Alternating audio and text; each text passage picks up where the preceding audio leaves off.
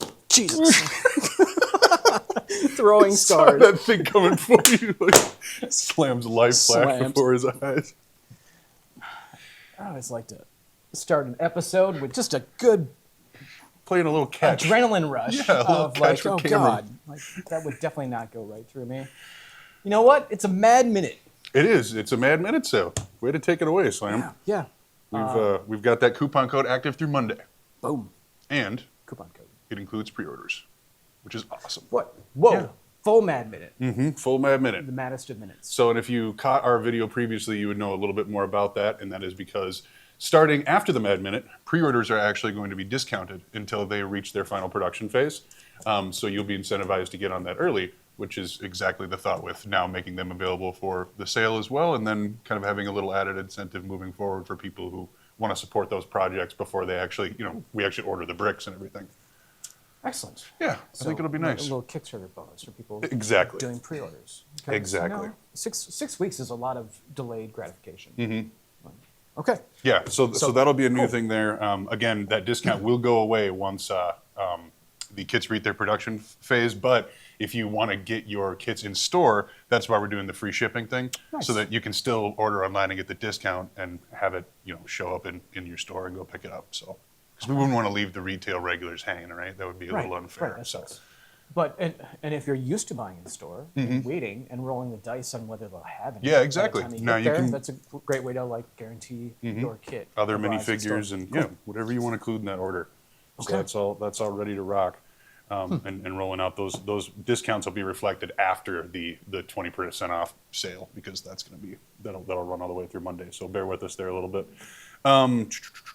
Moving on from there, let's check out these bad boys. So we got a new gift with purchase. New gift with purchase, and this time it is the return of the random Brick Arms packs. Brick Arms Perfect Caliber. Correct. I'm sorry, Perfect Caliber Brick Arms packs. Let's give Will his due. Yeah, Brick absolutely. Arms are a thing. We print on them; they become Perfect Calibers. But we've been cranking out all sorts of exclusive to minifigures, exclusive to kits. Perfect calibers that aren't sold individually. Exactly. And this is a way for us to wrap up all those extras and distribute them to people that want them. See, that's exactly it. So you get a chance to get rare perfect calibers that have only been featured in kits or with other figures in the past. And it saves you a whole bunch of work of having to make listings individually for each perfect caliber in the web Well, that's store. true. That's true too. Yeah, selling them individually would be a lot of work.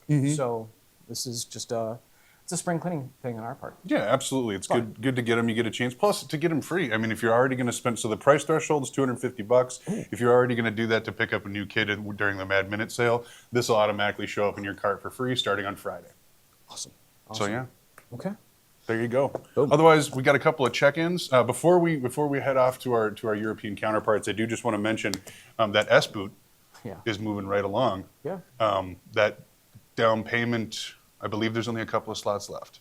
Ooh. So if you want in on the S boot, just to kind of reserve your spot. Remember, you do get a right of refusal once the final price comes through and all that stuff. We'll contact you guys. But if you want to be one of the people who has that deposit put down, so that there's one with your name on it, so to speak, make sure you do that, because it won't be around much longer. We're running through Made those. to Great. order. I'm working hard on that, by the way. Are you? Are you excited? It's in the phase where I've been doing all the research and designing the prints, and it's gonna be loaded with cool stuff. Yeah, I'm pumped to see some of the other assets that we're able to roll out. And then obviously once we get a final one, Dan's personal copy, that'll be fun to go through and check out all the printing and stuff on there. Yep. So okay. Look forward to it. First, so we have kind of a 1-2 punch for our pre-orders this week, in the sense that they kind of go together, don't they? Yeah. Yeah, right. Same era, so to speak, of World War II. Early World War II. Say France, middle of the Blitzkrieg. So you've got a French tank on one side, the Char B1. Char B1, yeah. And the Panzer 38T on the other side. A little Battle of France, if you will. Exactly. So that'll be awesome. I think we'll kick things off with Andrea. Then we'll move on to Andrea's and hear a little bit more about this week's pre-orders. Welcome back to the Italian design studio Brickmaniacs. Andrea here. Today we are taking a look at the new pre-order for the Blitzkrieg Brick anniversary. 85th anniversary since the start of Blitzkrieg. We have 2 kits in the lineup for this week, and I had the pleasure to work on a new version of the famous Char B1. So let's take a closer look at my interpretation of this beautiful and iconic French vehicle. Let's take now a closer look at the prototype of the Char B1. So the French were actually one of the best armed armies at the start of the war.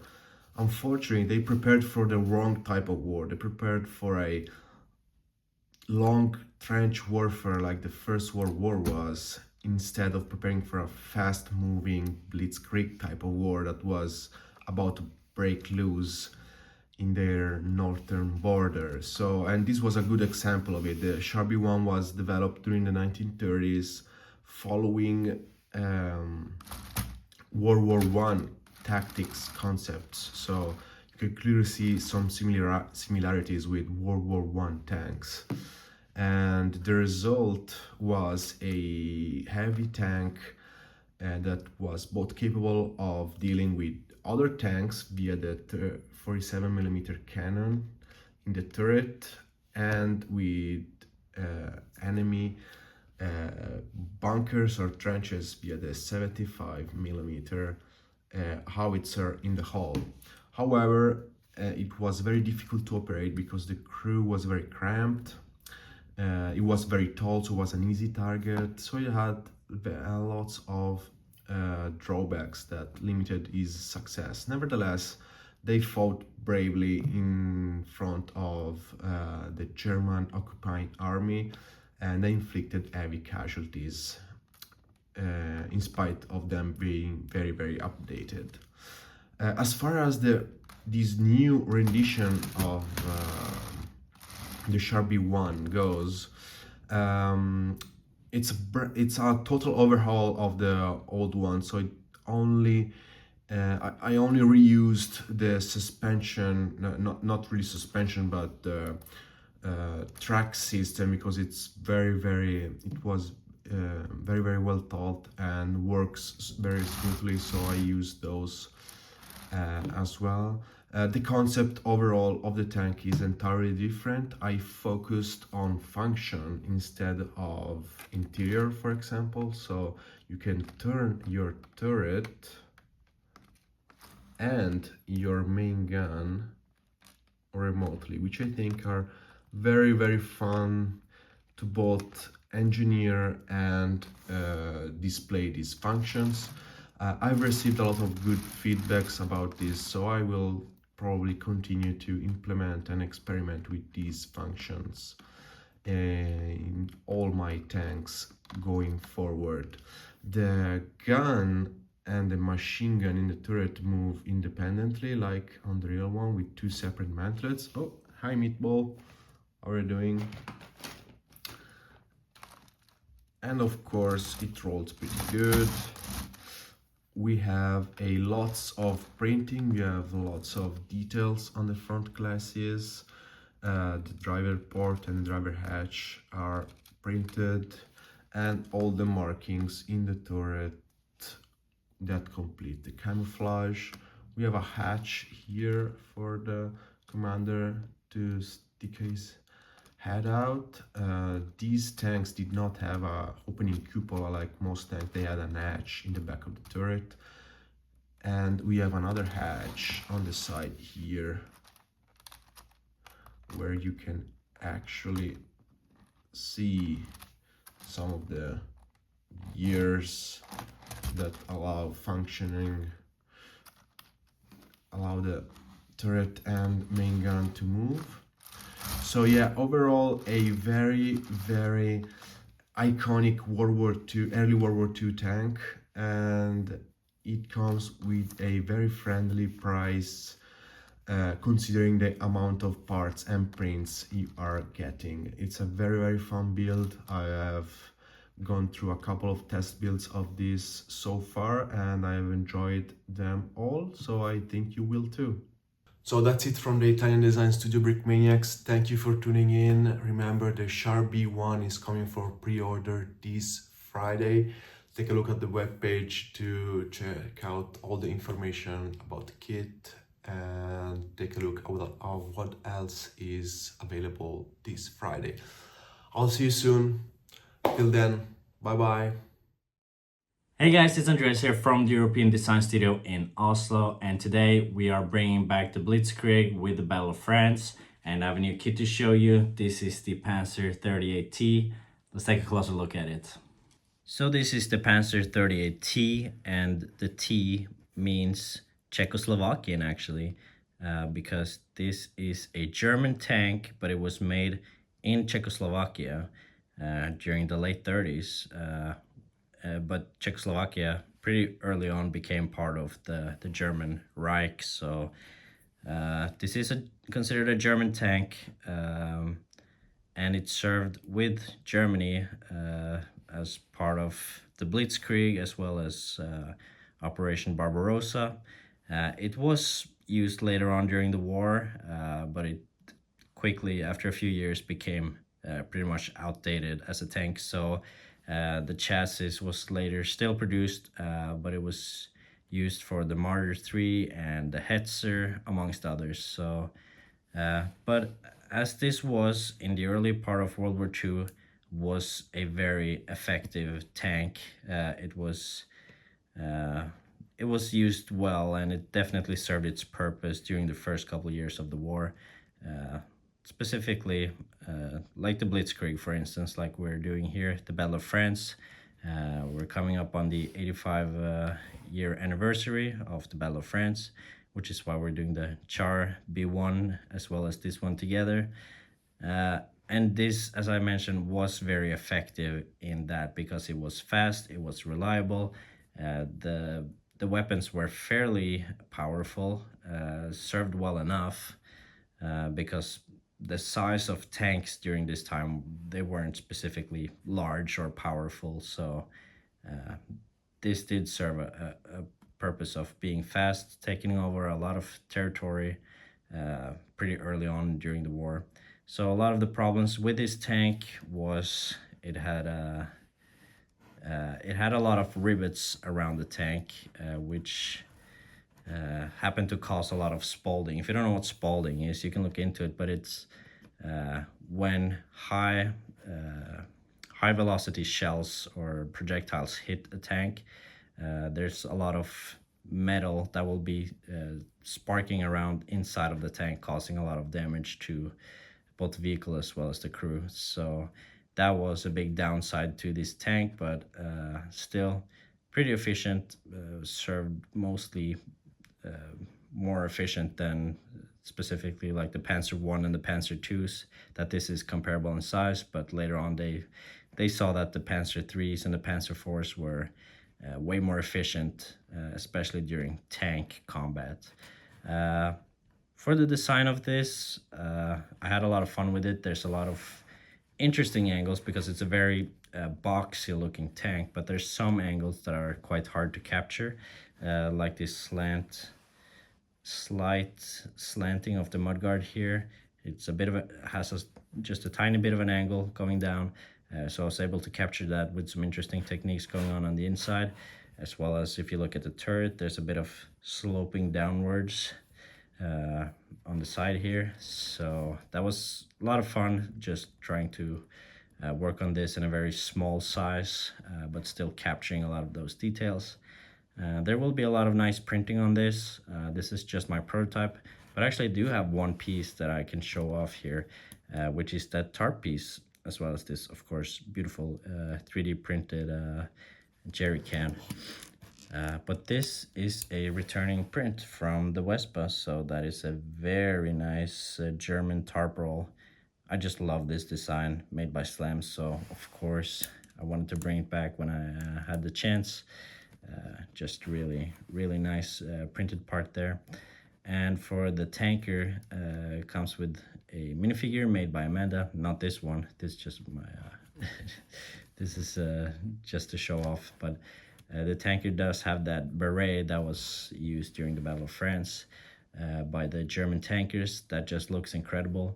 We don't get to use that part that many times. I think it's only appeared maybe once before, so very happy to bring that back for a very cool German officer or a tanker commander look. And it's gonna have printing on all of these wheels. It's gonna have printing on the mudguards here, even printing on the box in the back here, as well as that tarp that I mentioned. Turret numbers, so take a look at the renders. You will see how all of that is going to look. The gun here goes up and down, and you do have some simulated machine guns on the sides here. These are Czechoslovakian machine guns. They are not the typical German MG34s, but still looks very nice. You do get a minifigure in the turret here. Let me get him out, and there you go. You can close the hatch too.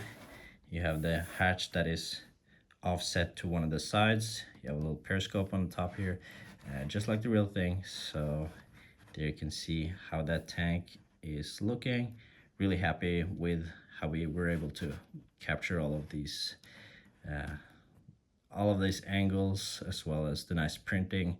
It's coming together as a really, really nice World War II light tank. So yeah, stay tuned to the pre-order on Friday. You don't want to miss this, because this is not the tank that we typically produce all of the time. You can tell how long it's been since we did this, and you don't know when it's gonna make another appearance. So yeah, thanks for watching, and back to the studio. All right, let's move on to what is getting ready to ship this week. M10 Wolverine, sweet little build. Oh, love it. Yeah. Great little tank Not, destroyer. not so little, but it's a nice kit. That's what I'm It's trying to say. average size World War II American vehicle. Yeah, exactly. So that's getting ready to ship out the door. We've got Confederate War infantry, or Civil War Confederate infantry, excuse me. That's early war, so we're filling out the ranks for that again. Remember, please, with the Civil War stuff, it's not going to come back regularly. Like, this might be, one of the only times in 2025 you see some of these releases, just because of how many figures we have and how niche some of those units and all that stuff is. So if you like it and you see it, and even if you just want one for your collection or you plan to build in the future, we will bring them back eventually, but those figures are few and far between. Kind of like the revolutionary stuff. Right. You know what I mean? You just don't see put a them lot of out it. every couple of years, right?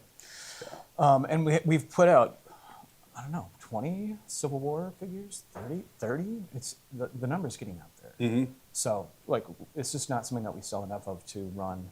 Yeah, over and over again. So, exactly. So I mean, there are some exceptions, but we get that, but it's not necessarily part of the bread and butter yet.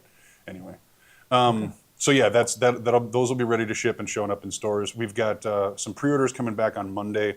D-Day Squad Pack Part 2 and the 2024 M4 Sherman. Nice little pairing there if you want to give them a tank to ride on. And then look at this. Flip. Oh no. Wait, what is all of this? So this is the shipping stuff for when we put it back into production. All of the models for the wildlife benefit bricks. The benefit kits. Yes. Okay. So the benefit kits that actually took some production away from what would have been on Friday. You guys don't care about this; it's kind of company stuff. But at the same time, so we've got a huge list of stuff that's getting ready to ship from the benefit bricks, including the CHP Duo, the California Highway Patrol helicopter. There's some other ones on here that are specifically benefit. I suppose the Ukrainian anything Ukrainian D2111 is that's a little different.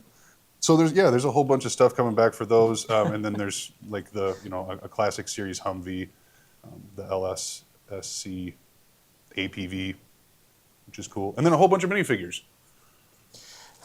We got Navy SEALs, we've got U.S. Marine Riflemen V3s, we've got World War I Germans, both as figures and torsos. Yep. Great. Same with the Brits and the French. Yeah. Wow. Riflemen, infantries, both. Pilot Okay. torso. It's a long list, people. It's a really long list. So that's all Monday? That is the blue line offering for Monday when it comes to the standalone stuff. So I mean, we're getting ready for event season, so a lot of this stuff is the classic figures, the torsos, all that stuff that we want to make sure the road store and the stores have available for everybody that comes in. So. Sure. And speaking of road store, it's heading to Omaha this weekend. Yeah, right. Yeah, or Council Bluffs. That's part of the reason why I use this minifigure as the figure for those of you who know. It's George's figure. I just put a Rick Arms vest on him because I felt like it. Okay. And I downgraded his hat to the classic one. Sorry, George, but those of you who probably have that figure get a little kick out of it because he will be in Council Bluffs with Dan. Yeah. So that's the connection there. Okay. It's a well-written show. It's a good show. 5th and 6th, yeah. So that'll be fun. And then we've got the GHQ anniversary on the 19th. Yeah. You making a brick for that? Made a brick for it. I'm carrying a brick for it. When Slam adjusts his pockets, just printed elements just kind of fall out. It's like breadcrumbs. He goes home at night and is like,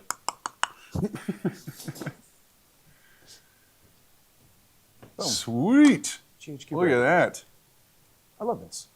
I'm like, Yeah, that is clean. anyways, it's one of those, like, do you know this brick comes in dark orange? Awesome. Let's use that. Let's use that. Yeah, that'll Yeah. be unique on the brick It's a badge. great rust color. Very, very Yeah. cool. Boom. There you go. So the only way to get that is to show up at the GHQ sometime. Correct. around Well, yeah, it, I was going to say they'll be available starting for the anniversary until they're gone. Right. They'll be free with $50 purchase, or I think free with $50 purchase or $5-10 a piece, something like that. So Yeah, that'll be kicking off on the 19th at the GHQ, and then right around the corner already. it's World War Brick 2025. Mm-hmm. Yeah, It's going to be epic. it's gonna be epic. We got a lot to do. We've got some updates on the website already, so if you're curious about what's going to be kind of new and changed for 2025, go ahead and head over to worldwarbrick.com, and you can check out stuff there. It's also the place to get your tickets and all that fun stuff. And as always, stay tuned for more because we're not done yet. Never done. Never done. But this is done. But this is done. We're out. All right. Thanks, everybody. We'll see you next time. Brickmania TV.